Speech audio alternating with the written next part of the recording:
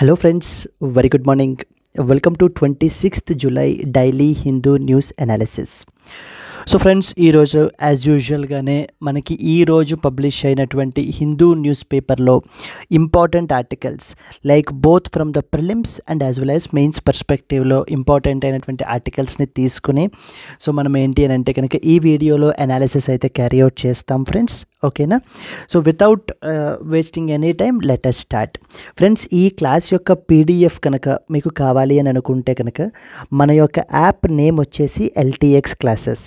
ఇది మీకు ప్లే స్టోర్లో మీరు ఏంటి అని అంటే కనుక సెర్చ్ చేసినట్లయితే కనుక మీకు ప్లే స్టోర్లో ఎల్టీఎక్స్ క్లాసెస్ యాప్ మీకు అయితే కనుక ఇన్స్టాల్ చేసుకోండి. చేసుకున్న తరువాత ఫ్రీ పీడిఎఫ్స్ అని చెప్పేసి ఒక కోర్స్ ఉంటుంది ఫ్రెండ్స్. మనకి డెడికేటెడ్గా ఈ యొక్క పీడిఎఫ్స్ అన్నీ కూడా ప్రొవైడ్ చేయడానికి ఒక ప్లాట్ఫామ్ని మనం క్రియేట్ చేసాము. ఫ్రీ పీడిఎఫ్స్ అనేటువంటి కోర్స్ ఉంటుంది. ఆ ఫ్రీ పీడిఎఫ్స్ కోర్స్లో మనకి ఏంటి అంటే 26th July Hindu news analysis PDF of this class మీకు అయితే కనుక అందులో అవైలబుల్ ఉంటుంది. అక్కడి నుంచి మీరైతే కనుక డౌన్లోడ్ చేసుకోవచ్చు. Okay, yes, let us start the discussion. So before starting two important things. First one వచ్చేసి ఏంటి అని అంటే మనము Delhi edition of the Hindu newspaper నుంచి ఆర్టికల్స్ని తీసుకుని ఇక్కడ వాటిని మనం అనాలిసిస్ని క్యారీ అవుట్ చేస్తాం ఫ్రెండ్స్. చాలా ఎడిషన్స్ ఉంటాయి, వాటిల్లో మనము ఢిల్లీ ఎడిషన్ అయితే కనుక తీసుకుంటాము. First of all let us see the agenda.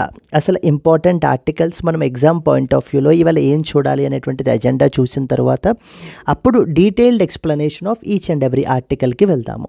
So the first and foremost article, panel will look into the issues stalling the bill and the north east tribal councils told. So okay, so the panel will look into the issues stalling the bill, the northeast tribal councils told. ఇది మనకి GS paper 2 polity అండర్లో మనం దీన్ని study చేయాలండి. First important article మనకి. Second one, states have unlimited right to tax the mineral rich lands. That is what is supreme court రీసెంట్గా 9 judge bench అయితే చెప్పడం జరిగింది. ఇది కూడా మనకి GS paper 2 polity the judgments of supreme court అనేటువంటిది మాట్లాడాలి. అండ్ అలాగనే అదే GS paper 2 government policies and as well as interventions గురించి కూడా మనకి ఈ టాపిక్లో అండర్లో కూడా మనం దీన్ని కవర్ అయితే చేసుకుంటాము. So that is GS paper 2 polity and GS paper 2 government policies and interventions. Third important one, in United States of America Netanyahu calls for a global alliance against the Iran. ఇది మనకి GS paper 2 international రిలేషన్స్లో మనం study చేస్తాము. Fourth one, India's illegal coal mining problem.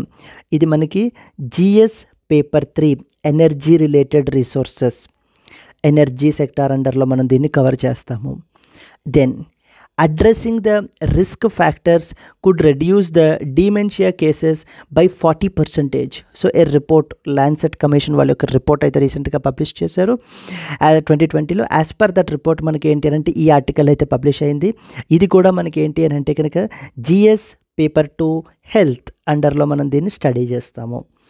Yes, and the last editorial for today, the Karnataka bill is a symptom of a larger problem అని చెప్పేసి మనకైతే publish అయింది.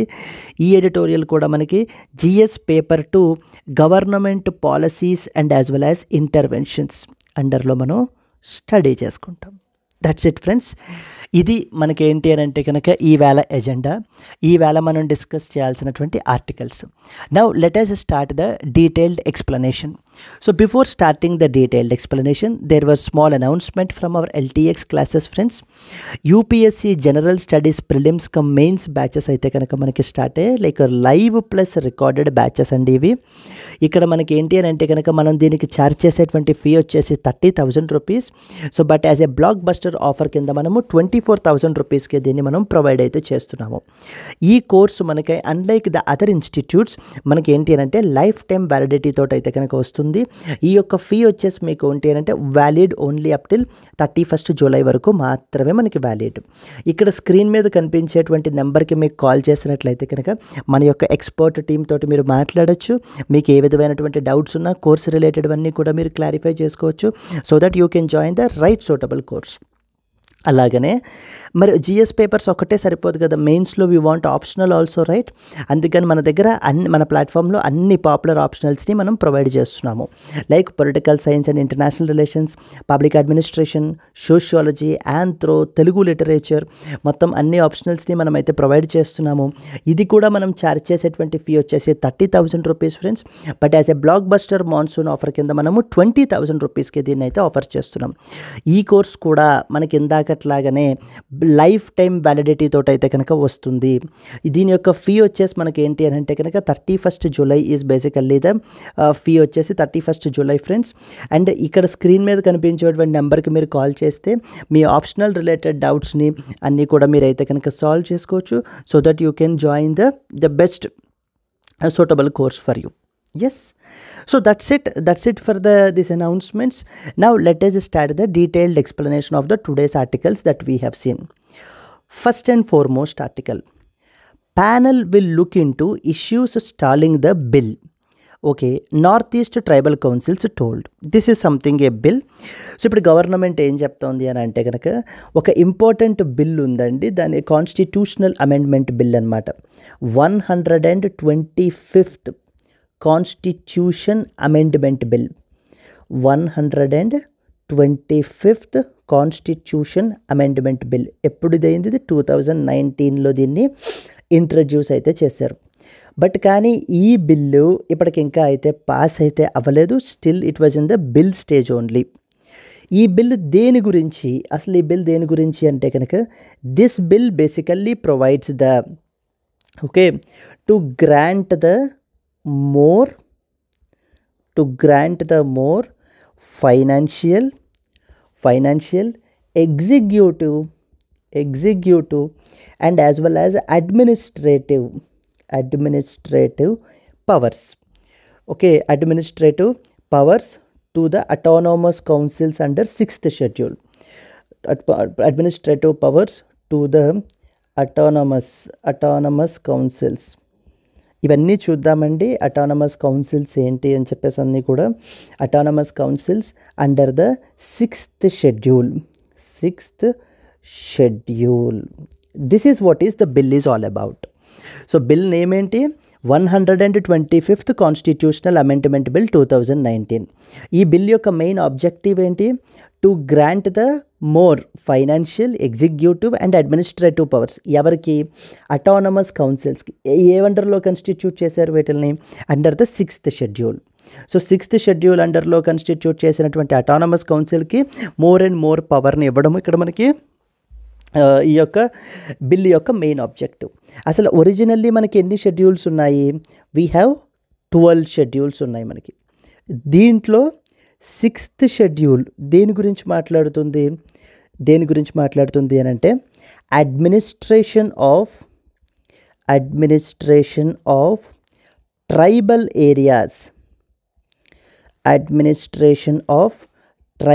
Areas in 4 states especially, such as Assam, Tripura, Mizoram and Meghalaya. Okay, so what are those 4 states? Assam, Tripura, Mizoram and as well as Meghalaya. ఈ 4 స్టేట్స్కి కూడా మనకి ఏంటి అని అంటే అడ్మినిస్ట్రేషన్ అనేటువంటిది, ఈ యొక్క ట్రైబల్ ఏరియాస్ ఒక అడ్మినిస్ట్రేషన్ సెపరేట్గా ఉంటుందండి. వీటిల్ని మనకి అడ్మినిస్టర్ చేయడానికి సో మనం ఏంటి అని అంటే కనుక అటానమస్ డిస్ట్రిక్ట్ కౌన్సిల్స్ని ఎస్టాబ్లిష్ చేయడం అయితే కనుక జరిగింది. ఏంటవి? అటానమస్ డిస్ట్రిక్ట్ కౌన్సిల్స్ అనేటువంటివి ఎస్టాబ్లిష్ చేశారు. డిస్ట్రిక్ట్ కౌన్సిల్స్ మొత్తం మనకి ఏంటి అని అంటే there are 10 autonomous district councils ఉంటాయి. ఈ 10 అటానమస్ డిస్ట్రిక్ట్ కౌన్సిల్స్ కూడా ఈ యొక్క 4 స్టేట్స్ని అడ్మినిస్ట్రేషన్ అయితే కనుక చేస్తారనమాట. అటానమస్ డిస్ట్రిక్ట్ కౌన్సిల్స్ అంటే ఈ యొక్క అటానమస్ డిస్ట్రిక్ట్ కౌన్సిల్స్కే executive, legislature and as well legislative and judicial పవర్స్ని కూడా మనము ఇవ్వడం అయితే కనుక జరిగింది.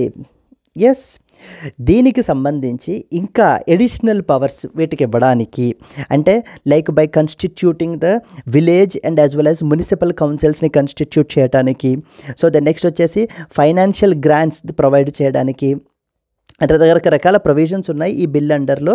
సో వీటిల్ని ఇంప్లిమెంట్ చేయడానికి మనకి ఏంటి అని అంటే కనుక అయితే ఈ బిల్ అంతట్లో పెట్టడం జరిగింది. బట్ ఈ బిల్ ఏంటి అని అంటే అప్పటి నుంచి ఇంకా ఇప్పటివరకు పాస్ అయితే అవ్వలేదండి. ఇప్పుడు ఈ అటానమస్ డిస్ట్రిక్ట్ కౌన్సిల్స్ ఏవైతే ఉన్నాయో, so now these people are asking the government so to pass this bill as soon as possible, so that more and more powers can be granted to these particular councils అని చెప్తున్నారు. Okay, ఒక్కసారి మళ్ళీ చూస్తే what is the bill? 125th constitution amendment bill 2019లో introduce చేశారు. Granting the more financial, executive and administrative powers to autonomous councils under the 6th schedule. How many schedules are there? 12 schedules are there. Out of them, which schedule is now under discussion? 6th schedule. What 6th schedule talks about? Administration of tribal areas in 4 states: Assam, Tripura, Mizoram and as well as Meghalaya. ఈ యొక్క 6th schedule మనకి ఏం establish చేసింది? Something called as autonomous district councils అని చెప్పి establish చేశారు ఈ 4 స్టేట్స్లో. So okay, then how many autonomous district councils are there? 10 autonomous district councils are there and they have some executive, legislator and as well as judicial powers అయితే కనుక ఉన్నాయి. ఇప్పుడు introduce చేసినటువంటి బిల్లు మనకి ఇంకా మోర్ అండ్ మోర్ పవర్స్ని మనకి ఈ యొక్క కౌన్సిల్స్కి ఇవ్వడానికి చేసినటువంటి బిల్ అనమాట. అయితే దీని గురించి అంటే ఏమేమి ఇష్యూస్ ఉన్నాయి అని చెప్పి స్టడీ చేయడానికి సో ద గవర్నమెంట్ ఏంటి అని అంటే కనుక ఒక ఇంపార్టెంట్ కమిటీని అయితే కన్స్టిట్యూట్ చేస్తున్నారు under Nityananda Rai. So okay, Nityananda Rai committee, Nityanand Rai committee అనమాట. Nityanand Rai committee, this is the committee. అంటే ఈ బిల్లు పాస్ అవ్వకుండా ఇప్పటిదాకా డిలే అవ్వడానికి గల రీజన్స్ ఏమేమి ఉన్నాయి అనేటువంటివి స్టడీ చేయడానికి మనకి ministry of state for home Nityananda రాయ్ని హెడ్గా పెట్టి ఈ కమిటీని హీఈస్ ద నిత్యానంద రాయ్ అండి. సో ఈయన్ని హెడ్గా పెట్టి మనకి ఈ యొక్క కమిటీని అయితే కన్స్టిట్యూట్ చేసి అసలు ఈ బిల్లు ఇంత డిలే అవ్వడానికి గల రీజన్స్ ఏమేంటి, ఇష్యూస్ ఏమేంటి అనేటువంటివి స్టడీ చేయడానికి ఈ కమిటీని ఎస్టాబ్లిష్ చేశారు. అదే రాశారు చూడండి ఫస్ట్ పాయింట్లో మనకి.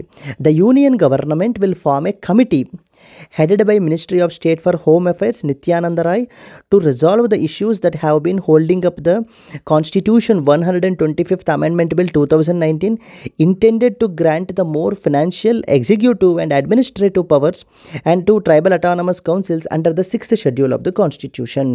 Okay. So this assurance was made to the chiefs of the 10 tribal autonomous councils, Assam, Meghalaya, Mizoram and as well as Tripura during a meeting with Home Minister Amit Shah on Thursday. The chiefs of the 10 councils have been camping in New Delhi, okay, over the past week in a bid to present a unified front to push for the amendments. So దీనికి సంబంధించినటువంటి important పాయింట్స్ని మనం already point wise రాయడం జరిగింది. If you can see these points అండి. చూడండి, the union government will form a committee headed by Ministry of State for Home Affairs.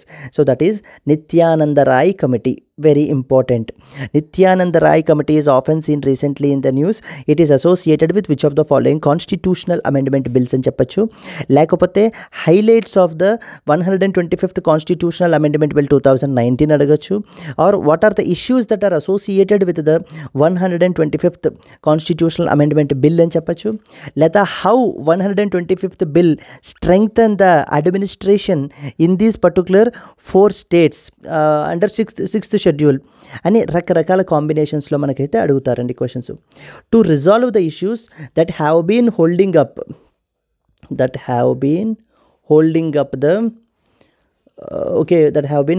up the 125th Constitutional Amendment Bill 2019 intended to grant the more financial, executive and administrative powers to tribal autonomous councils. So now in this context we should take it as an opportunity to study what is this 125th Constitutional Amendment Bill is all about. So మనం already చెప్పాం కదా, so అంటే there are certain areas so which are little backward which requires a separate administration. అందుకని చెప్పి government ఏం చేశారు అని అంటే కనుక వీటిల్లో ట్రైబల్ ఏరియాస్ని మనకి ఏంటి అని అంటే డిజిగ్నేట్ చేశారు ఈ పర్టికులర్ 4 స్టేట్స్లో. వాటి యొక్క అడ్మినిస్ట్రేటివ్ డీటెయిల్స్ మెకానిజం అంతటిని కూడా మనకి 6th షెడ్యూల్లో. So 6th schedule deals with administration of tribal areas in 4 states: Assam, Tripura, Mizoram and as well as Meghalaya. ఈ యొక్క 6th schedule of the constitution గురించి ఒక 2 పాయింట్లు చూద్దాం. The 6th schedule of the constitution provides for administration of tribal areas in 4 states అండి, that is Assam, Tripura, Mizoram and as well as Meghalaya, to safeguard the rights of the tribal population in these 4 states. So ఈ యొక్క 4 స్టేట్స్లో ఉన్నటువంటి tribal population యొక్క ఇంట్రెస్ట్స్ని, రైట్స్ని protect చేయడానికి so the government ఏం చేశారు అని అంటే వీళ్ళు ఒక డెడికేటెడ్ షెడ్యూల్ కాన్స్టిట్యూషన్లో మనకి ప్లేస్ చేయడం అయితే జరిగింది. అప్పుడు దెన్ సెకండ్ పాయింట్ చూడండి, this special provision is provided under article number 244 of clause 2 and 275 of clause 1 of the constitution. So constitutional ప్రొవిజన్స్ని మెన్షన్ చేయడం కూడా వెరీ ఇంపార్టెంట్ అండి. It provides for autonomy in the administration of these areas through the establishment of autonomous district councils. అంటే ఈ యొక్క tribal areas యొక్క administration all over డైరెక్ట్గా central government కానీ స్టేట్ గవర్నమెంట్ కానీ కంట్రోల్ చేయకుండా సో వీళ్ళు ఏం చేశారు అని అంటే అటానమస్గా వాళ్ళను వాళ్ళు అడ్మినిస్టర్ చేసుకునేటువంటి విధంగా సో ఓకే కొంత అటానమీని కల్పించడం జరిగిందనమాట వాళ్ళకి. ఇట్ ప్రొవైడ్స్ ఫర్ అటానమీ, ఏంటి provides for the 6th schedule has provided for autonomy in the administration of these areas through autonomous district councils, ADCs అని ఉంటాయండి. అటానమస్ డిస్ట్రిక్ట్ కౌన్సిల్స్, ఏవేవైతే ట్రైబల్ డిస్ట్రిక్ట్స్ ఉంటాయో మనకి ఏంటి అని అంటే అక్కడ అటానమస్ డిస్ట్రిక్ట్ కౌన్సిల్ అని చెప్పేసి మనకి కాన్స్టిట్యూట్ చేయబడుతుంది. సో ఓకే వాళ్ళు ఏంటి అని అంటే అడ్మినిస్టర్ చేసుకుంటారు. The 6th schedule to the constitution includes 10 autonomous district councils, ADCs, in 4 states. ఏవేంట 4 states? Assam, Tripura, Mizoram and Meghalaya. So they are for example అస్సాంలో చూసామనుకోండి, we have a Bodoland territorial council అంటారు, one of the important ADC. అలాగే Karbi Anglong autonomous council అంటారు, this was the other important example for autonomous council. ఇవన్నీ కూడా ఏంటి మనకి ఏడీసీస్ అంటారు. ఎన్ని ఏడీసీస్ ఉన్నాయి? Autonomous district councils.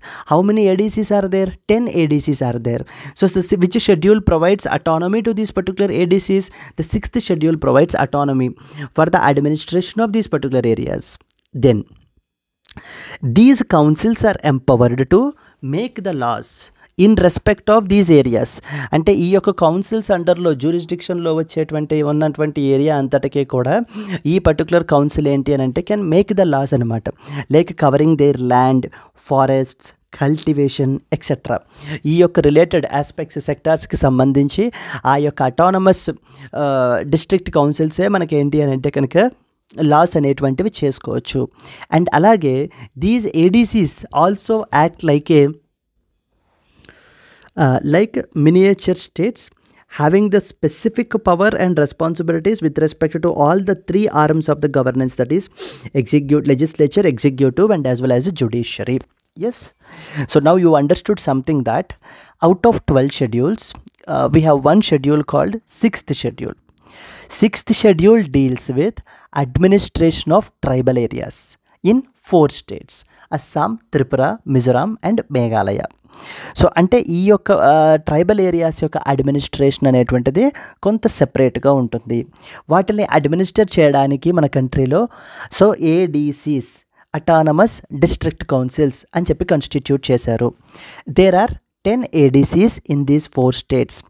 For example in Assam we have Bodoland territorial council, Karbi Anglong territorial council. We have these examples for this culture. ఈ యొక్క కౌన్సిల్స్ ఏం చేస్తాయి అని అంటే వాళ్ళ యొక్క జ్యూరిస్డిక్షన్లో ఉన్నటువంటి ఏరియాకి సంబంధించినటువంటి laws, like be it land related or forest related or cultivation related, వీటివన్నిటికి సంబంధించినటువంటి లాస్ ఎవరు చేస్తారు? మనకి ఆ యొక్క అటానమస్ డిస్ట్రిక్ట్ కౌన్సిల్స్ వాళ్ళు అయితే చేయడం జరుగుతుంది. Now coming to the bill, ఈ యొక్క 125th కాన్స్టిట్యూషనల్ అమెండ్మెంట్ బిల్ మనకి ఏం ప్రపోజ్ చేశారు? So that's what these councils are asking. నవ్వు ఇప్పుడు ఈ నార్త్ ఈస్టర్న్ స్టేట్స్ ఈ యొక్క అమెండ్మెంట్ని పాస్ చేయండి అని చెప్పేసి ఎందుకు అడుగుతున్నారు? అసలు ఈ అమెండ్మెంట్లో ఏముంది అని అంటే ఫస్ట్ అండ్ ఫార్మోస్ట్ ఈ అమెండ్మెంట్ ఏం ప్రపోజ్ చేసింది అని అంటే డిస్ట్రిక్ట్ కౌన్సిల్స్ ఉంటాయి, తర్వాత రీజనల్ కౌన్సిల్స్ ఉంటాయి. బట్ ఇంకా గ్రాస్ రూట్ డెమోక్రసీని ఇంకా స్ట్రెంగ్తన్ చేయడానికి సో ద గవర్నమెంట్ వీళ్ళు ఇప్పుడు ఈ అమెండ్మెంట్ ద్వారా ఏం ప్రపోజ్ చేశారంటే village and as well as municipal councils. So the bill provides for village and municipal councils in addition to the district and as well as regional councils. Village councils will be established for villages and a group of villages in rural areas, or municipal councils will be established in urban areas of each district. So municipal councils అనేటువంటి urban ఏరియాస్కి, village councils వచ్చేసి మనకి ఏంటి అని అంటే కనుక rural ఏరియాస్కి. అంటే district council, next regional councils, తర్వాత మనకి ఆన్ గ్రౌండ్ లెవెల్ ఉండేటువంటివి village and as well as municipal councils. ఇక్కడ కూడా మనకి ఏంటంటే కాన్స్టిట్యుయెన్సీస్ని డివైడ్ చేసి అక్కడ కూడా ఎలక్షన్స్ని పెట్టడం అయితే జరుగుతుంది. సో దట్ అంటే at the these things at the grass root level కూడా డెమోక్రసీని ఇంకా స్ట్రెంగ్తన్ చేయడానికి పెట్టినటువంటి ఇనిషియేటివ్ ఇది. So like for example if you see the structure of the village and municipal councils ఎలా ఉంటాయి అని అంటే కనుక, ద డిస్ట్రిక్ట్ కౌన్సిల్స్ అంటే ద ఏడీసీస్ అనుకున్నాం కదా ఇప్పుడు మనము, these will make the laws on various issues. Like for example వాళ్ళ యొక్క జ్యూరిస్డిక్షన్లో ఎన్ని విలేజ్ అండ్ మున్సిపల్ కౌన్సిల్స్ ఉండాలి అనేటువంటివి ఎవరు డిసైడ్ చేస్తారు? డిస్ట్రిక్ట్ కౌన్సిల్స్ డిసైడ్ చేస్తాయన్నమాట. సో అంటే ఈ రకంగా గవర్నమెంట్ ఇప్పుడు ఏం చేస్తుంది, ఈ యొక్క డిస్ట్రిక్ట్ కౌన్సిల్స్కి ఇంకా more and more administrative, legislative and as well as a financial ఈ యొక్క పవర్స్ని పెంచుతున్నారు. సో ఫస్ట్ పాయింట్ ఏంటి, ఎన్ని village and as well as municipal councils ఉండాలి వాళ్ళ యొక్క జ్యూరిస్డిక్షన్లో, అండ్ వాటి యొక్క కాంపోజిషన్ ఏంటి, అవన్నీ కూడా డిస్ట్రిక్ట్ కౌన్సిల్స్ డిసైడ్ చేస్తారు. Second one, delimitation of constituencies for election to village and municipal councils. అంటే ఈ యొక్క village and as well as municipal కౌన్సిల్స్కి ఎలక్షన్స్ని కండక్ట్ చేయడానికి డీలిమిటేషన్ ఆఫ్ ద కాన్స్టిట్యుయెన్సీస్ అంటే నియోజకవర్గాలను సెపరేట్ చేయడం అనమాట. సో సెపరేట్ చేసేటువంటి బాధ్యత కూడా మనకి ఏంటి అంటే డిస్ట్రిక్ట్ కౌన్సిల్స్కి ఆ పవర్ ఉంటుంది. Third one, powers and functions of the village and municipal councils. మరి అలా కన్స్టిట్యూట్ చేసినటువంటి విలేజ్ అండ్ మున్సిపల్ కౌన్సిల్స్ యొక్క పవర్స్ ఏమేమి ఉంటాయి అనేటువంటివన్నీ కూడా మనకి ఇవన్నీ ఎవరు డిఫైన్ చేస్తారు? So the so called district councils. ఈ డిస్ట్రిక్ట్ కౌన్సిల్స్ అంటే like ADCs, autonomous district councils. ఇందాక మనం అనుకున్నాం కదా, like Bodoland territorial council, Karbi Anglong territorial council. So వీళ్ళు మనకి ఏం చేస్తారు అని అంటే కనుక, నెంబర్ వన్, ఎన్ని విలేజ్ అండ్ మున్సిపల్ కౌన్సిల్స్ ఉండాలి, వాటి యొక్క కాంపోజిషన్ ఏంటి. Next one, delimitation of the constituencies. And the third one, so the powers and functions of the village and municipal councils. So వీళ్ళు చూడడం జరుగుతుంది. Second one, state finance commission. ఈ bill మనకి ఏంటి అని అంటే కనుక, this bill also provided for appointment of a finance commission for these 4 states to review the financial position of the district, village and municipal councils.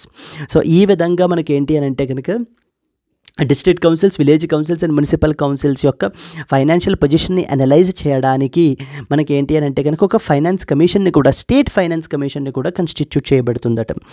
ఈ commission మనకి దేని గురించి రికమెండేషన్స్ ఇస్తుంది అని అంటే కనుక, point number 1, distribution of taxes between the states and district councils. So మనకి ఇప్పుడు సెంట్రల్ గవర్నమెంట్లో ఫైనాన్స్ కమిషన్ ఆఫ్ ఇండియా ఏం చేస్తుంది, which is constituted under article number 280. So ఏం చేస్తుంది అని అంటే కనుక, divisive pool, central divisive pool నుంచి మనకి స్టేట్ గవర్నమెంట్స్కి షేర్ని, ట్యాక్సెస్ని షేర్ చేసేటువంటి మెకానిజంని రికమెండేషన్స్ చేస్తుంది. అలాగే స్టేట్ లెవెల్లో స్టేట్ ఫైనాన్స్ కమిషన్ ఏం చేస్తుంది అని అంటే కనుక, ఇప్పుడు స్టేట్స్ నుంచి డిస్ట్రిక్ట్ కౌన్సిల్స్కి ఎంత మనీని షేర్ చేయాలి అనేటువంటిది రికమెండ్ చేస్తుందట స్టేట్ గవర్నమెంట్స్కి. అండ్ అలాగే సెకండ్ వన్ వచ్చేసి grants in aid to district, village and municipal councils from the consolidated fund of the state. Consolidated fund of the state నుంచి ఈ యొక్క డిస్ట్రిక్ట్, విలేజ్ అండ్ మున్సిపల్ కౌన్సిల్స్కి ఎంతెంత గ్రాంట్స్ ఇవ్వాలి అనేటువంటిది కూడా మనకి ఈ యొక్క స్టేట్ ఫైనాన్స్ కమిషన్ అయితే కనుక చెప్తుంది. So that now slowly they will be having the more financial resources కూడా మనకి ఏంటి అని అంటే ఉంటాయి. And then comes election to the councils. All elections like to the district council, regional council, village councils and municipal councils, they will be conducted by the state election commission appointed by the governor for these 4 states from time to time. So from time to time ఎప్పటికప్పుడు మనకి ఏంటి అని అంటే కనుక state election కమిషన్కి ఆ responsibility ఇవ్వబడడం జరిగింది. ఏంటి ఆ responsibility? Like district council, regional councils, village councils and as well as municipal councils లో ఎలక్షన్స్ని కండక్ట్ చేసేటువంటి రెస్పాన్సిబిలిటీని will be given to conducted by the state election commission which is appointed by the governor. So for these particular 4 states. ఈ విషయాలు మనకి అర్థం కావాలండి. Yes, clear right, ఏమేమి ఇది చేస్తున్నారు అనేటువంటిది. ఇప్పుడు ఈ బిల్లుని అంటే నిత్యానంద రాయ్ కమిటీని కన్స్టిట్యూట్ అయితే చేస్తోంది గవర్నమెంట్. ఈ యొక్క బిల్లు పాస్ అవ్వడానికి గల ఏవేంటి ఇంపార్టెంట్ ఇష్యూస్ ఏమున్నాయి అనేటువంటివి అడ్రస్ చేయమని చెప్పి మనకి ఈ యొక్క కమిటీని కన్స్టిట్యూట్ చేస్తున్నారు. Yes, let us go to the next article. Very important friends మనకి జిఎస్ పేపర్ 2 పాలిటీలో. నెక్స్ట్ వన్ చూడండి. States have unlimited right to tax the mineral rich lands. Supreme court.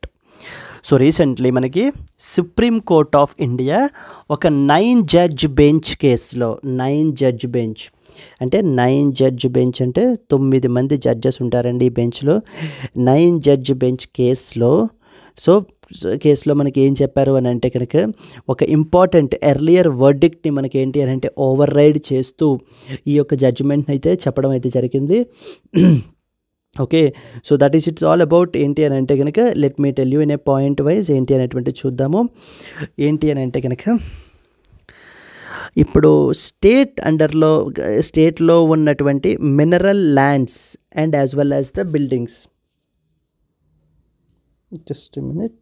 Yes, so the mineral ల్యాండ్స్కి సంబంధించినటువంటి వాటి మీద ట్యాక్సెస్ని impose చేసేటువంటి power completely state గవర్నమెంట్కే ఉంటుంది అని చెప్తున్నారు అనమాట. సో స్టేట్ గవర్నమెంట్కే అపార్ట్ ఫ్రమ్ రాయల్టీస్ కలెక్ట్ చేసుకోవడంతో పాటుగా కూడా మనకేంటి అని అంటే ఏదైనా ఒక ఎడిషనల్ ట్యాక్స్ని ఇంపోజ్ చేయాలి, ఏదైనా ఎడిషనల్ సెస్ ఇంపోజ్ చేయాలి అని అనుకుంటే కనుక ఆ బాధ్యత ఆ రెస్పాన్సిబిలిటీ, ఆ పవర్ స్టేట్ గవర్నమెంట్కే ఉంటుంది తప్ప పార్లమెంట్కి ఎటువంటి పవరు ఉండదు అని చెప్తున్నారండి. సో దీనికి సంబంధించి చూడండి. అయితే ఇక్కడ ఏంటి అని అంటే ఎర్లియర్ 1989లో మనకి ఏంటి అని అంటే 1989లో ఇదే సుప్రీంకోర్టు ఏం మాట్లాడారు అని అంటే, so mines and as well as minerals development and as well as regulation act అని చెప్పేసి ఉంది మనకి. Mines and as well as minerals development and as well as regulation act 1957. Okay, ఈ పర్టికులర్ యాక్ట్ ఉందన్నమాట. ఈ పర్టికులర్ యాక్ట్ ప్రకారంగా మనకి ఏంటి సుప్రీంకోర్టు ఏం చెప్పింది అని అంటే కనుక only as per this particular act ఈ యొక్క మైనింగ్ రైట్స్ మీద మినరల్ రైట్స్ మీద ఏవైనా అడిషనల్ ట్యాక్సెస్ ఇంపోజ్ చేయాలి అని అంటే అది కంప్లీట్లీ రెస్పాన్సిబిలిటీ పవర్ మొత్తం పార్లమెంట్కే ఉంటుంది. స్టేట్ గవర్నమెంట్స్ ఎటువంటి అడిషనల్ ట్యాక్స్ని ఇంపోజ్ చేయలేవు అని చెప్పేసి మనకి ఏంటి అని అంటే కనుక 1989 జడ్జిమెంట్లో చెప్పడం జరిగింది. ఆ తర్వాత 2004లో మనకి ఇంకొక ఇంపార్టెంట్ జడ్జిమెంట్ వచ్చిందండి. ఈ ఫస్ట్ 1989 జడ్జిమెంట్లో ఇంకొక పాయింట్ కూడా చెప్పారు. ఏంటి అని అంటే కనుక royalty that is paid by the ఎవరైతే లెస్సీ అంటారో, ఎవరైతే ఆ మైనింగ్ రైట్స్ హోల్డర్స్ ఉంటారో సో వాళ్ళు గవర్నమెంట్కి రాయల్టీ పే చేయాలన్నమాట, కంపెన్సేషన్. అంటే in return of privileges, rights and as well as privileges, ఆ మినరల్ రైట్స్ ఎంజాయ్ చేస్తున్నందుకు గాను సో వీళ్ళు ఏంటి అని అంటే గవర్నమెంట్కి రాయల్టీ పే చేయాలి. సో రాయల్టీస్ అనేటువంటివి పే చేయాలి. అయితే అపార్ట్ ఫ్రమ్ రాయల్టీస్ సో ఇప్పుడు 1989 జడ్జిమెంట్లో ఏం చెప్పారు సుప్రీంకోర్టు అంటే స్టేట్ గవర్నమెంట్స్కి వీళ్ళు ఇలా పే చేసేటువంటి రాయల్టీ కలెక్ట్ చేసుకునేటువంటి పవర్ తప్ప ఇంకా ఎటువంటి అడిషనల్ ట్యాక్స్ని ఇంపోజ్ చేసేటువంటి పవర్ లేదు. ఇంకా ఎటువంటి అడిషనల్ ట్యాక్స్ ఇంపోజ్ చేయడానికి the state governments are not competent. So 1989లో సుప్రీంకోర్టు ఏం చెప్పింది, సో స్టేట్స్ ఓన్లీ రాయల్టీ ఇలా ఎవరైతే mining rights and privileges enjoy చేస్తున్నారో వాళ్ళు పే చేసేటువంటి రాయల్టీస్ని కలెక్ట్ చేసుకోవడమే తప్ప అడిషనల్ ట్యాక్స్ ఏవి ఇంపోజ్ చేసేటువంటి పవర్ స్టేట్ గవర్నమెంట్కి లేదు. అది కంప్లీట్లీ సెంట్రల్ గవర్నమెంట్ అండర్లోనే ఉంటుంది. Because mines and as well as minerals development and regulation act 1957 ప్రకారంగా so central government will be the ultimate control, parliament will be the ultimate control అని చెప్పారనమాట. But కానీ ఇప్పుడు 2024 జడ్జిమెంట్లో ఈ యొక్క 1989 జడ్జిమెంట్ని ఓవర్ రైడ్ చేసి పవర్ మొత్తం ఓన్లీ స్టేట్ గవర్నమెంట్స్కే ఉంటుంది. సో పార్లమెంట్కి ఎటువంటి పవరు ఉండదు. పార్లమెంట్ కావాలంటే మహా అయితే రెస్ట్రిక్షన్స్ ఇంపోజ్ చేయాలి అని అంటే చేస్తుంది తప్ప, అంతే తప్ప ట్యాక్సెస్ని డైరెక్ట్గా పార్లమెంటు లేవి చెయ్యలేదు. సో ఏదైనా అడిషనల్ ట్యాక్స్ని ఇంపోజ్ చేయాలి అని అనుకుంటే కనుక అది ఆ స్టేట్ గవర్నమెంట్స్కే చెందుతుంది, వాళ్ళకి మాత్రమే పవర్ ఉంటుంది అని చెప్పి మనకి సో చెప్పడం జరిగింది. ఇదే చూడండి, states have unlimited right to tax the mineral rich lands, says supreme court. Constitution bench in an 8-1 verdict holds that Parliament through Mines and Minerals Act cannot restrict the states from taxation. Any dilution will impact their ability to raise the revenues. So state governments చాలా welfare స్కీమ్స్ని వీటిని provide చేయాలి. So చాలా సర్వీసెస్ని పీపుల్కి provide చేయాలి. If మనం ఏంటి అని అంటే పార్లమెంట్ ఈ విధంగా ట్యాక్సెస్ అడిషనల్గా ఇంపోజ్ చేసేటువంటి ఆ అథారిటీని స్టేట్ గవర్నమెంట్స్కి రిస్ట్రిక్ట్ చేసేసినట్లయితే రెవెన్యూ స్టేట్ గవర్నమెంట్కి తగ్గిపోతుంది. తగ్గిపోవడం వలన ఈ యొక్క వెల్ఫేర్ స్కీమ్స్లో సంబంధించి కూడా స్టేట్ గవర్నమెంట్ క్వాలిటీ సర్వీసెస్ని ప్రొవైడ్ చేయలేదు. సో దేర్ ఫోర్ మనకి ఏంటి అని అంటే కనుక అసలు ఈ విషయంలో mines and as well as mineral rich lands విషయంలో ట్యాక్సేషన్ అడిషనల్ ట్యాక్స్ ఏదైనా ఇంపోజ్ చేయాలి అని అనుకుంటే కనుక అది స్టేట్ గవర్నమెంట్సే చెయ్యగలవు. పార్లమెంట్ ఓన్లీ రిస్ట్రిక్షన్స్ ఇంపోజ్ చేయగలదు, అంతే తప్ప పార్లమెంట్ డైరెక్ట్గా ట్యాక్స్ని ఇది చేయలేదు. అండ్ అలాగే స్టేట్ గవర్నమెంట్స్ని ట్యాక్సేషన్ వెయ్యకుండా అంటే అడిషనల్ ట్యాక్సెస్ ఇంపోజ్ చేయకుండా అడ్డుపడడం కూడా చెయ్యకూడదు అనమాట. That is what is this judgment అండి. దీనికి సంబంధించి ఇంపార్టెంట్ పాయింట్స్ రాశాను చూడండి. The Supreme Court of India have recently addressed a crucial issue regarding the taxation of the mineral rights, overturning its 1989 judgment and reaffirmed the power of the states in this context. So ఏంటి important legislation దీనికి సంబంధించినది? Mines and minerals development and regulation act 1957. This is what is the act అండి. It is a pivotal legislation for in India governing the mining sector. మన కంట్రీలో mining సెక్టార్ని govern చేయడానికి ఉన్నటువంటి important piece of legislation మనకి ఏంటి అని అంటే కనుక mines and minerals development and regulation act 1957. And what is the primary objective? The primary objectives of this act ఏంటి అని అంటే కనుక to develop the mining industry, to ensure the mineral conservation and to bring transparency and efficiency in the mineral exploitation.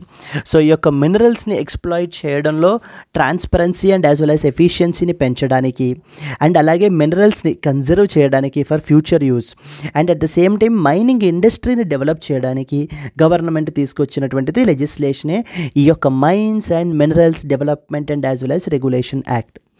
And then this act is however subjected to multiple amendments అండి ఇప్పటికీ to address the emerging needs and challenges in the mineral sector. Like for example in 2015లో తీసుకొచ్చారు, 2021, 2023. So the last year కూడా the most recent amendment కూడా మనకి ఈ యొక్క mines and minerals యాక్ట్కి చేయడం అయితే కనుక జరిగిందనమాట. అయితే ఈ కేసుకి సంబంధించినటువంటి కొన్ని ఇంపార్టెంట్ బ్యాక్గ్రౌండ్ పాయింట్స్ ఇందాక నేను ఆల్రెడీ చెప్పాను కదా, అదే పాయింట్స్ చెప్తున్నాను చూడండి. ఇన్ 1989 జడ్జ్మెంట్ గురించి మనం కోట్ చేసాం కదా. So in 1989 A 7-judge bench ruled that the center has the primary authority over the mining regulation. So చూడండి, central government has the ultimate authority అని చెప్తున్నారు ఇక్కడ. Central government has the primary authority over the mining regulation under the mines and minerals act. States are permitted just to collect the royalties and cannot impose any additional taxes. And even the court also classified this royalties as taxes, making any cess on them beyond the state authority. Tax మీద మనకేంటి అని అంటే కనుక so ఎటువంటి cess కూడా state governments impose చేయలేవు అని చెప్పారనమాట. కానీ తర్వాత 2004లో మనకు 5-judge bench వచ్చేసి ఏం చెప్పారు అని అంటే indicated that royalties for not a tax. Earlier మనకి ఏంటి అని అంటే రాయల్టీస్ వర్ యాజ్ ట్యాక్సెస్ అని చెప్పేసి అన్నారు.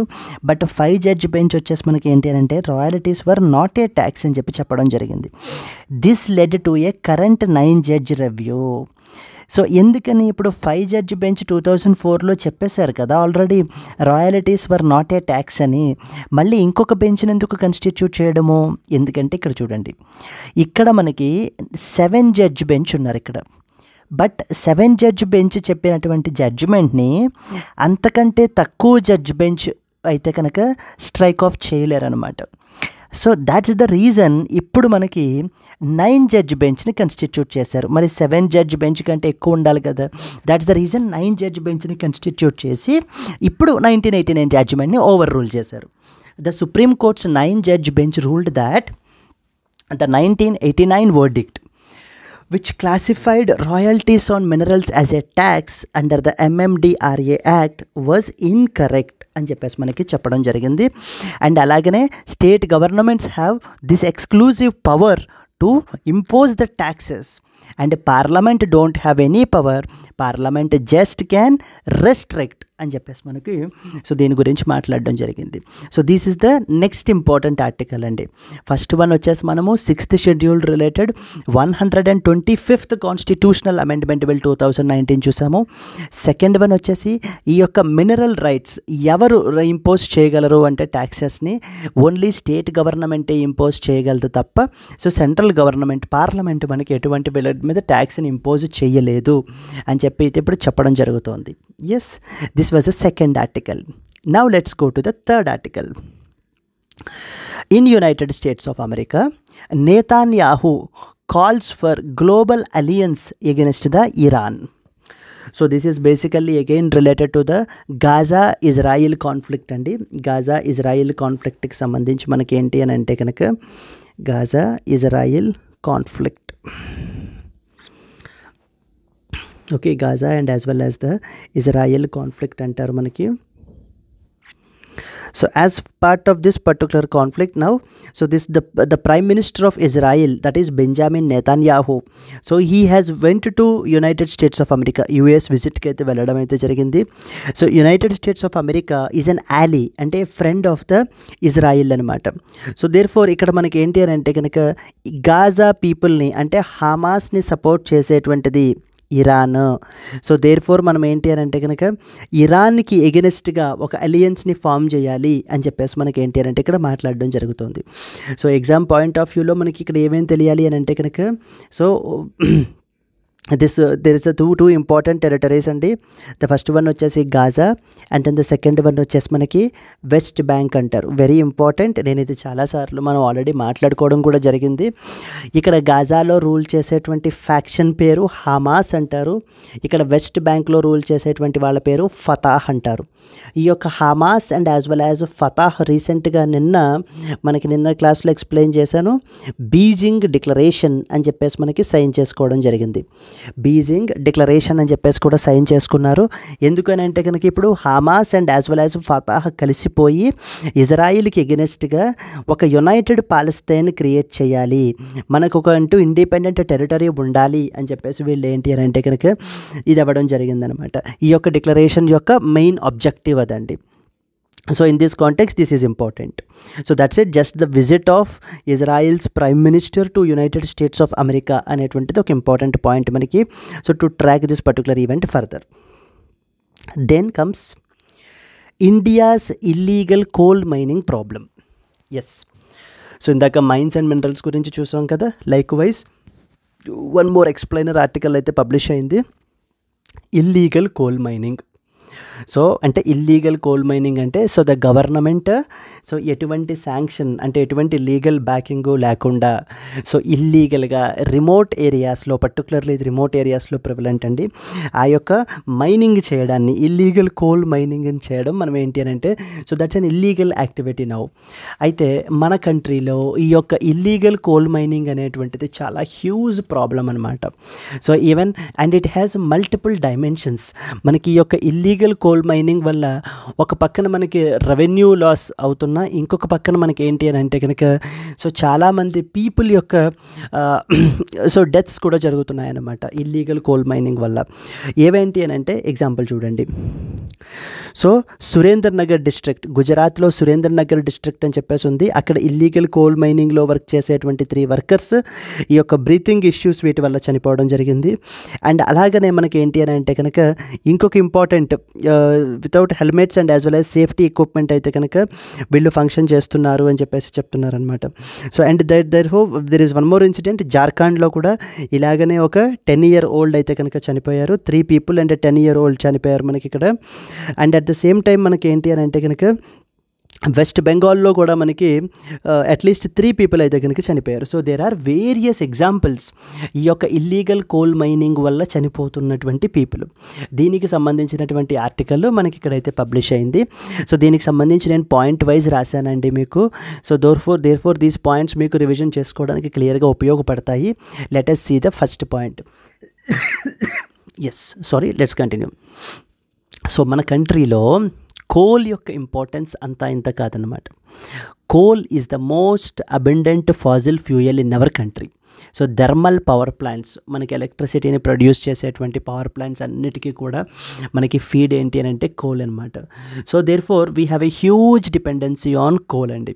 అంటే on one side we say that basically we are transitioning to that of the renewable energy. In fact we are doing that, but however మనకి ఏంటి అని అంటే కనుక ఓవర్ నైట్ బేసిస్ మీద మనం ఏంటి అని అంటే కోల్ని కంప్లీట్గా, ఈ యొక్క ఫాజిల్ ఫ్యూయల్ని కంప్లీట్గా మనం వదిలిపెట్టేయలేము.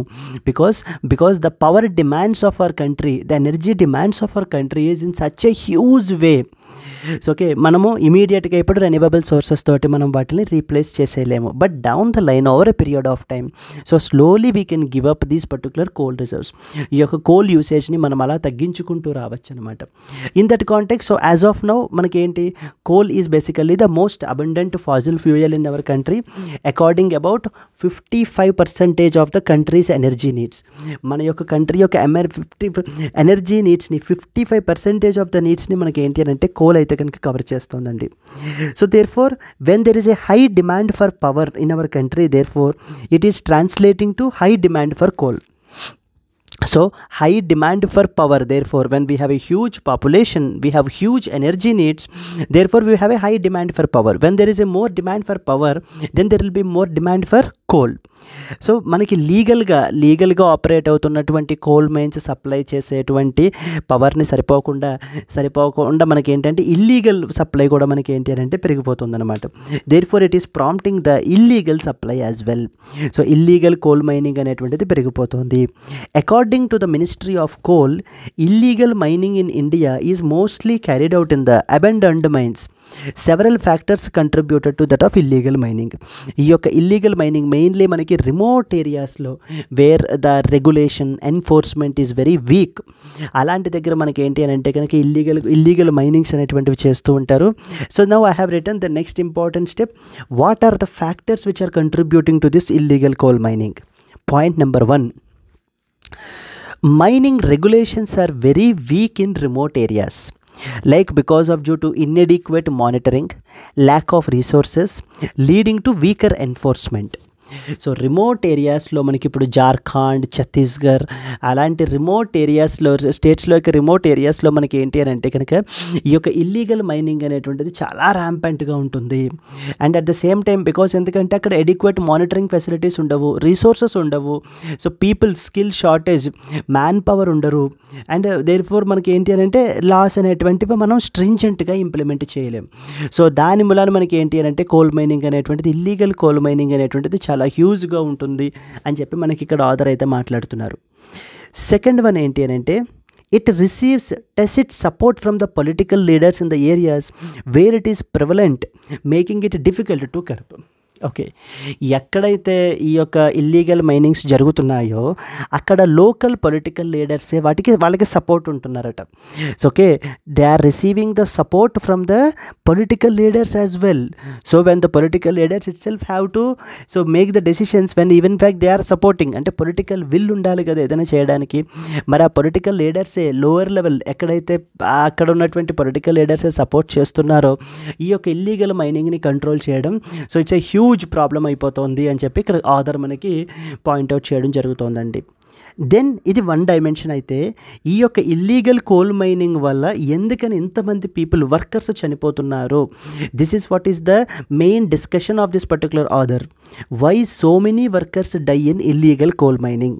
పాయింట్ నెంబర్ 1 ఏంటి అని అంటే కనుక సేఫ్టీ ఎక్విప్మెంట్ అండ్ ప్రోటోకాల్స్ని ఫాలో అవ్వకపోవడం. సేఫ్టీ ఎక్విప్మెంట్ లేకపోవడం, ప్రోటోకాల్స్ లేకపోవడం అనమాట. It is the primary reason for the deaths during the illegal coal mining. ఈ యొక్క ఇల్లీగల్ కోల్ మైనింగ్ వల్ల మనకి ఏంటి అని అంటే సేఫ్టీ ఎక్విప్మెంట్ లేకపోవడం. జనరల్గా మనకి ఇల్లీగల్ కోల్ మైనింగ్ అనేటువంటిది ఇప్పుడు for example if it is legal అండి, గవర్నమెంట్ శాంక్షన్ చేసింది ఆ యొక్క కోల్ బ్లాక్ని, so then they are doing the mining. So then in that context so the government prescribes some rules and as well as regulations. So like ఏమేమి safety protocols వాడాలి, ఏమేమి safety equipment వాడాలి అని చెప్పేసి ఇవన్నిటిని కూడా. So in case if they don't comply with, then immediately their license may also be cancelled. But illegal mining lo ala undadu kada. What is their primary motto? Their primary motto is profits. Profit మార్జినే వాళ్ళ యొక్క Moto. మరి ఈ యొక్క safety equipment మీద వాటన్నిటి మీద investments పెట్టే కన్నా కూడా సో ఆ డబ్బులన్నీ కూడా వీళ్ళు ఏంటి అని అంటే వీళ్ళ ప్రాఫిట్స్లో పాకెట్ చేసుకోవచ్చు కదా అన్న ఉద్దేశంతో ఇక్కడ పనిచేసేటువంటి వర్కర్స్ ఎవరికి కూడా ఎటువంటి సేఫ్టీ ఎక్విప్మెంట్ ఇవ్వకపోవడము, ఎటువంటి ప్రోటోకాల్స్ ఫాలో అవ్వకపోవడం మూలాన మనకి ఏంటంటే కనుక సో వీళ్ళు చాలామంది ఇన్నోసెంట్ వర్కర్స్ అంటే బికాస్ ఆఫ్ డ్యూ టు వాళ్ళు ఎందుకు వస్తున్నారు వాళ్ళ ప్రాణాలను కూడా ఇదిలో పెట్టి. Number 1 reason is poverty. So poverty కారణంగా సో ఓకేనా. Second one is unemployment. So poverty, unemployment ఈ రీజన్స్ వల్ల ఏంటి అని అంటే డ్యూ టు ఫైనాన్షియల్ బర్డన్స్ వీటి వల్ల ఏంటి అని అంటే even they are keeping their risks, their lives in the risk and they are doing these particular risky work అయితే చేస్తున్నారు. ఈ సేఫ్టీ ఎక్విప్మెంట్ లేకపోవడం మూలాన చాలామంది ఏంటి అని అంటే సో వర్కర్స్ డెత్కి అయితే లీడ్ చేస్తుంది. సెకండ్ వన్, ఈ యొక్క మైనర్స్ ఇలా ఎవరైతే వర్క్ చేస్తున్నారో they are contracting more and more respiratory risks. ఈ యొక్క కోల్డ్ డస్ట్ వల్ల రకరకాలటువంటి రెస్పిరేటరీ రిస్క్స్ కూడా మనకి ఏంటంటే రెస్పిరేటరీ డిసీజెస్ కూడా వీళ్ళకి పెరిగిపోతున్నాయి. దాని మూలన కూడా వాళ్ళు చనిపోతున్నారు అనేటువంటి చెప్తున్నారు. థర్డ్ ఇంపార్టెంట్ ఏంటంటే ఇల్లీగల్ మైన్స్ ఏవైతే ఉంటాయో they lakh the proper structural support to carry out the extraction of the coal, making the working conditions hazardous and even vulnerable. Okay, వీళ్ళకి ఎడిక్వేట్ స్ట్రక్చర్స్ ఉండవండి. వీళ్ళకి ఏంటి అని అంటే కనుక గవర్నమెంట్ ప్రిస్క్రైబ్ చేసేటువంటి స్టాండర్డ్స్, గవర్నమెంట్ ప్రిస్క్రైబ్ చేసేటువంటి స్ట్రక్చర్స్ ఇంకేమీ ఉండకుండా అంటే వీళ్ళు ఏంటంటే అటువంటి ఎక్విప్మెంట్ ఏమీ లేకుండా వీళ్ళు ఏంటి అని అంటే ఈ కోల్ మైనింగ్స్ చేయటం వలన మనకి ఏంటి అని అంటే so there is a huge huge hazardous working కండిషన్స్లో వీళ్ళు ఏంటి అని అంటే వర్క్ చేయాల్సి వస్తుంది అండ్ ద వల్నరబుల్ కేస్ కూడా మనకు ఉంటుందన్నమాట. Fourth one, several people who are working in the illegal coal mines are untrained for the job. They are not trained for the job and in fact and for the job there for the risks it poses. So ఎటువంటి risks అయితే అది ఇదవుతుంది, ఏం breathing issues వస్తాయి, ఏం risks ఉంటాయి అనేటువంటి వేటి మీద కూడా వాళ్ళకి ఎటువంటి అవగాహన ఉండదు. అండ్ అలాగే ల్యాక్ ఆఫ్ ప్రాపర్ ట్రైనింగ్, వాళ్ళకి proper training facilities, proper trainings అనేటువంటివి ఇవ్వకుండా and quick response facilities. So ఏమైనా ఇన్ కేస్ ఏమైనా ఎమర్జెన్సీ వచ్చినప్పుడు and like knowledge in case of any emergency situation వచ్చినప్పుడు వాళ్ళు ఎలా యాక్ట్ చేయాలి, యాక్ట్ అవ్వాలి, ఓకే ఏం యాక్షన్స్ తీసుకోవాలి అనేటువంటివి కూడా ఏమీ నేర్పించకుండా ఎటువంటి సేఫ్టీ ఎక్విప్మెంట్ ఇవ్వకుండా వీళ్ళని ఆన్ గ్రౌండ్ ప్లేస్ చేసి సో ఏం చేస్తున్నారు అని అంటే కనుక వీళ్ళ యొక్క లైఫ్స్ని రిస్క్లో పెడుతూ ఈ ఇల్లీగల్ మైనింగ్ ఎవరైతే చేస్తున్నారో వాళ్ళు ప్రాఫిట్స్ని ఎన్మాస్ చేసుకుంటున్నారు అని చెప్పి ఈ ఆర్టికల్లో ఆథర్ అయితే మాట్లాడుతున్నారండి. And then operator negligence and worker exploitation are also rampant in illegal mining. So generally these operators ఎవరైతే ఉంటారో they exhibit complete negligent behaviour అయితే కనుక ఉంటుంది. అండ్ అలాగే worker exploitation are also rampant in illegal coal mining. Then మరి ఇంతలా ఉన్నప్పుడు అసలు why the governments are struggling to close this particular illegal coal mining. So like point number 1, questions regarding the illegal coal mining have been raised in the Parliament. But since it is a law and order issue, so this coal mining, illegal coal mining is basically a law and order issue, the central government or the union government often shift this particular blame on the state governments. So the union government often shifts the blame to that of the state governments anamata. So finally, a mix of economic, social, political and regulatory factors are making it very difficult for the governments to shut down the illegal coal mining in India completely. So therefore, ee rakakala mixed blend of factors like in the form of economic, social, political and regulatory factors are making it very difficult for governments to shut it down all the illegal coal mining facilities, coal mining activities in our country anamata. So this is very important article and illegal coal mining, because it is often leading to the death of the innocent workers. So therefore you are expected to know this particular article. Yes, let's go to the next one. So the next article is okay, addressing the risk factors could reduce the dementia causes by 40%, says a report. So ఈ యొక్క మన కంట్రీలో వెళ్ళి ఇప్పుడు ఈ ఆర్టికల్లో ఏం మాట్లాడుతున్నారు అని అంటే కనుక ఎల్డర్లీ పాపులేషన్ అనేటువంటిది పెరిగిపోతున్నారు. టోటల్ ఫెర్టిలిటీ రేట్ ఏదైతే తగ్గిపోతుంది దాని మూలాన మనకి ఏంటి అంటే అడల్ట్ పాపులేషన్ అనేటువంటిది, పర్టికులర్లీ ఎర్లీ పాపులేషన్ పెరిగిపోతుంది. So around more than 10% of the country's population are adults or elderly population అని చెప్పేసి మనకి ఏంటి అంటే కనుక గవర్నమెంట్ ఆర్టికల్లో మనకు మాట్లాడడం అయితే జరుగుతుందండి. వీళ్ళల్లో రకరకాలటువంటి అదర్ రిస్క్ ఫ్యాక్టర్స్ వల్ల, అంటే like for example air pollution వల్ల, ఒబెసిటీ వల్ల, హైపర్ టెన్షన్ వల్ల, వీటి వల్ల మనకి ఏంటి అని అంటే కనుక neuro degenerative disorders like for example dementia అనేటువంటివి కాజ్ అవుతున్నాయి. సో కాజ్ అవుతూ వాళ్ళ యొక్క ఫ్యామిలీస్కి ఈ యొక్క డిపెండెన్సీ అనేటువంటిది పెరిగిపోతుంది ఈ యొక్క ఎల్డర్లీ పాపులేషన్లో.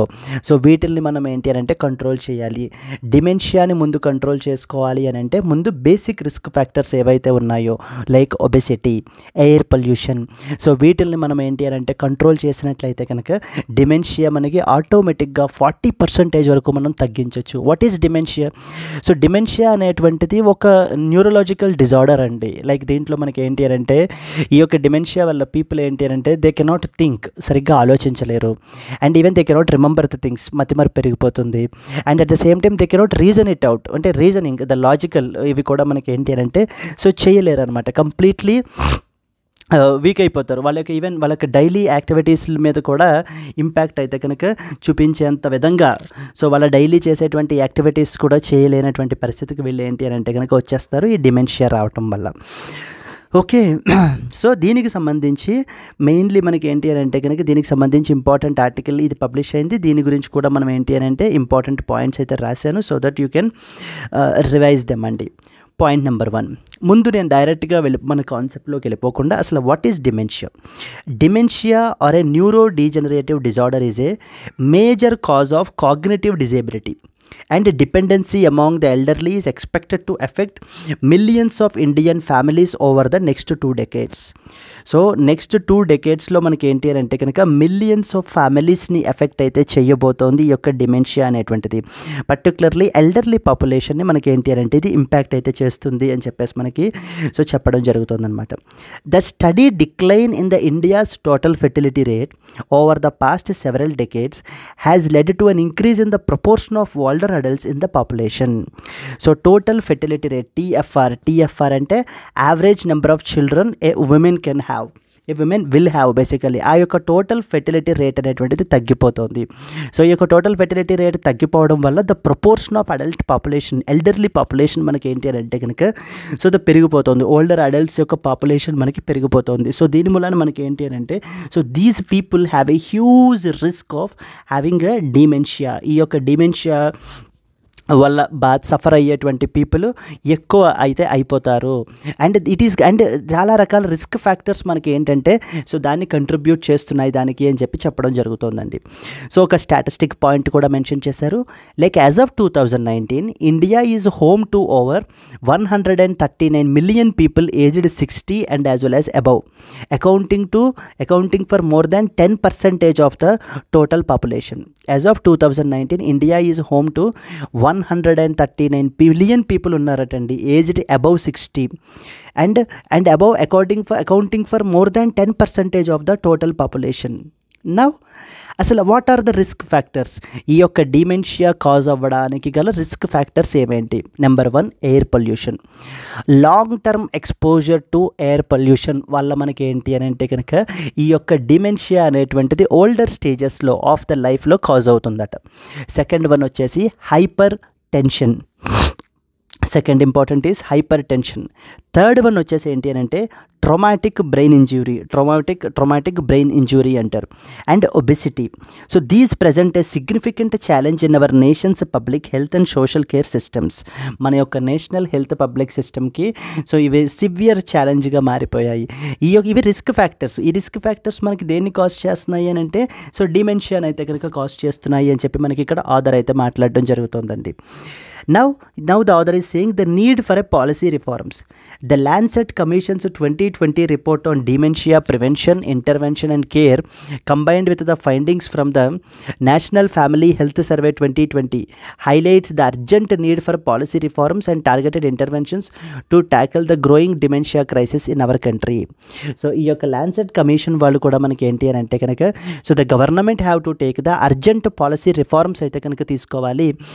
అంటే టార్గెటెడ్ ఇంటర్వెన్షన్స్ అయితే తీసుకోవాలి in order to tackle this dementia crisis in our country అని చెప్తున్నారు.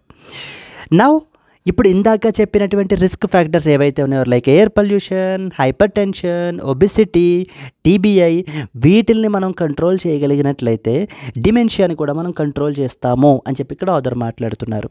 చూడండి, addressing the risk factors. Number 1 air pollution.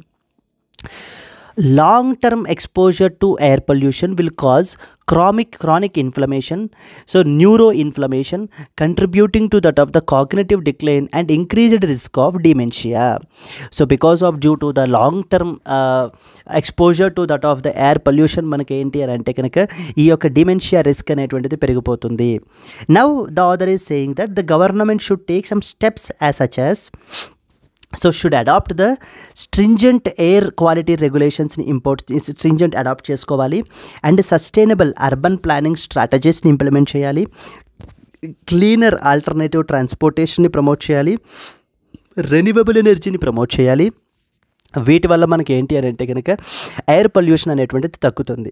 ఎప్పుడైతే ఎయిర్ పొల్యూషన్ని మనం కంట్రోల్ చేయగలుగుతున్నామో సో ఎల్డర్ పాపులేషన్లో డిమెన్షియాని కూడా మనం కంట్రోల్ చేయగలము అని చెప్పేసి ఇక్కడ ఆథర్ వ్యూ పాయింట్ అండి. Second one hyper tension and obesity. Government must develop and implement nationwide campaigns to raise the importance of a healthy lifestyle, emphasizing regular exercise, a balanced diet and a weight management. So ఇప్పుడు ఏంటి అని అంటే ఈ obesity and as well as హైపర్ టెన్షన్ని control చేయాలి అని అంటే so the government nationwide క్యాంపెయిన్స్ని కండక్ట్ చేయాలి. సో దీని యొక్క ఇంపార్టెన్స్ తెలియజేయడానికి, అంటే హెల్దీ లైఫ్ స్టైల్ మెయింటైన్ చేయడానికి, అండ్ రెగ్యులర్ ఎక్సర్సైజ్ చేయడము, బ్యాలెన్స్డ్ డైట్ని మెయింటైన్ చేయడము, అండ్ అలాగనే వెయిట్ మేనేజ్మెంట్ చేసుకోవటము. వీటి వల్ల మనకి ఏంటి అని అంటే obesity and as well as hypertension రాకుండా ఉంటాయి. They will be in control completely. And ఎప్పుడైతే ఇవి రాకుండా ఉంటాయో dementia will also be in complete control. That is what is the other viewpoint. And అలాగనే ప్రైమరీ హెల్త్ కేర్ని strengthen చేయాలి. Primary health care services should be strengthened to facilitate the early detection and treatment of the hypertension and as well as obesity. Hypertension and as well as ఒబెసిటీని మనకి ఏంటి అని అంటే control చేయడం. So this was the another important point. And the third one, addressing the traumatic brain injury అంటారు. అంటే the state must implement the public safety measures and regulations to reduce the incidence of TBI, like road safety మీద, occupational safety మీద, sports safety మీద సంబంధించి మనం ఏంటి అని అంటే కనుక so the government more and more emphasis తీసుకోవాలి, సేఫ్టీ మెజర్స్ని పాటించాలి. Because what happens is because of that suffering it may lead to something called as TBI. So the traumatic brain injury అంటారు, అక్కడ నుంచి డిమెన్షియా అయితే కాజ్ అవుతుంది అని చెప్పి మనకి ఇక్కడ ఆథర్ మాట్లాడడం జరుగుతుందండి. Yes, so these are some of the important articles, important points మనకి. అంటే ఈ విధంగా మనము ఈ యొక్క ఎయిర్ పొల్యూషన్ని, ఒబెసిటీని, హైపర్ టెన్షన్ని, టీబీఐని కంట్రోల్ చేయగలిగితే ఇవే రిస్క్ ఫ్యాక్టర్స్ దేనికి, డిమెన్షియాకి. సో డిమెన్షియాని మనం ఓవరాల్గా కంట్రోల్ అయితే చేయగలము. Because older population, older adult population మనకి in proportion of the total population పెరిగిపోతున్నారు. సో దేర్ ఫోర్ మనకి there is a huge risk as well. So ఈ యొక్క డిమెన్షియా వల్ల. So even that's the reason what we have to do, we have to maintain these particular steps. If you follow these particular steps, so then definitely dementia will be under control. Okay, yes, that is a important article with respect to this point. And then the next important ఏంటి అని అంటే కనుక, yes friends, I hope you are able to understand right. నా classes అయితే అర్థమవుతున్నాయి అని చెప్పేసి నేను అనుకుంటాను. Okay, now I'd like to tell you something like Hindu newspaper is very very important from the exam point of view అండి. Yes అండి, so like 50% of the questions from the Hindu newspaper, from 50% of the UPSC questions comes under the Hindu newspaper, either directly or indirectly. And so therefore and just recognizing its importance, we are doing the daily Hindu news analysis with respect to that. So as far as the other 50% వచ్చేసి మనకి ఏంటి అని అంటే కనుక, the other important websites like Press Information Bureau, Down to Earth, Indian Express. Okay, from these particular websites the important articles comes. In order to cover so as we are already covering this 50% here, in order to cover the rest other 50%, so we have launched a comprehensive dedicated course called as the most comprehensive current affairs course for UPSC అని చెప్పి మనం అయితే launch చేయడం జరిగిందండి. ఇక్కడ మనకి ఏంటి అని అంటే కనుక మనము లైవ్ క్లాసెస్ అనేటువంటివి ప్రొవైడ్ చేస్తాము. So friends, I will be the one who will teach you in live, so that మీకు ఏ విధమైనటువంటి డౌట్ ఉన్నా కూడా మీరు నన్ను అడగచ్చు. బైలింగ్వల్ మోడ్లోనే మనకైతే ఉంటుంది. అండ్ ఇక్కడ మనకి apart from live classes daily, weekly and monthly పీడిఎఫ్స్ని మీకు అయితే ఇవ్వబడడం జరుగుతాయి. And at the same time weekly and as well as monthly క్విజెస్ని కూడా మనం అయితే కండక్ట్ చేస్తామండి. అండ్ అపార్ట్ ఫ్రమ్ దట్ ఇక్కడలాగే మనకి అక్కడ కూడా క్లాస్ నోట్స్ అయితే కనుక ఉంటుంది. You can get the class notes which will be uploaded into our app if you enroll into this particular course. Similarly we will be having a yearly compilation and as well as a revision before prelims కూడా మనకైతే ఉండడం అయితే జరుగుతుందండి. Friends, మనకి దీనికి charge చేసేటువంటి fee వచ్చేసి మనము 10,000 rupees friends. But as a 50% discount 5,000 రూపీస్కే మనం దీన్ని అయితే ప్రొవైడ్ చేస్తున్నాము. ఈ 5,000 రూపీస్ కూడా మీకు ఏంటి అని అంటే not for 1 month, it is for a lifetime validity అనమాట. అయితే so personally I can make one more discount on this particular thing అండి. So you can enter my name like Karthik sir, K capital and as well as S capital. So ఈ యొక్క coupon code మీరు use చేసినట్లయితే కనుక so you can get 1 more 1,000 rupees discount and you can get only at 4,000 rupees for a lifetime validity. So I can request the founder director సార్ని నేను request చేసి so మీకు ఏంటి అని అంటే కనుక అడిషనల్ 1,000 రూపీస్ డిస్కౌంట్ అయితే ఇప్పిస్తాను. But there is a catch, only up till July 31st వరకు మాత్రమే ఈ ఆఫర్ అయితే ఉందండి. And only for that facility is for the 20 students only, because I would like to encourage those students who are really serious towards their preparation and who are financially so little bit struggling. అలాంటి వాళ్ళకి ఏంటి అని అంటే so ఇది చేయాలి అనేటువంటి ఉద్దేశంతో మనం ఏంటి అని అంటే కనుక there are 20 such coupons అండి.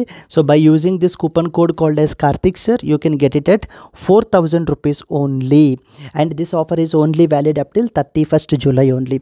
And here you can have a number here, you can contact this so that whether to avail this particular offer or to join this particular course, so you can contact this number andi. Okay, yes friends, that's it for today andi. I hope please revise these particular things. And it was today's question. Now consider the following states: Assam, Manipur, Tripura, Meghalaya. The administration of tribal areas of which of the above states are covered under 6th schedule? So 4 states icharu: Assam, Manipur, Tripura and as well as Meghalaya. The administration of the tribal areas of which of the above states are covered under the 6th schedule? 1, 3, 4 only, 1, 2, 3 only, 2, 3, 4 only, all of the above. I hope if you know the answer, and if you know the answer, please comment it, and at the same time if you have liked the video, please like it. Yes friends, until then, happy learning. Let's meet again tomorrow. All the best. Happy learning and bye bye.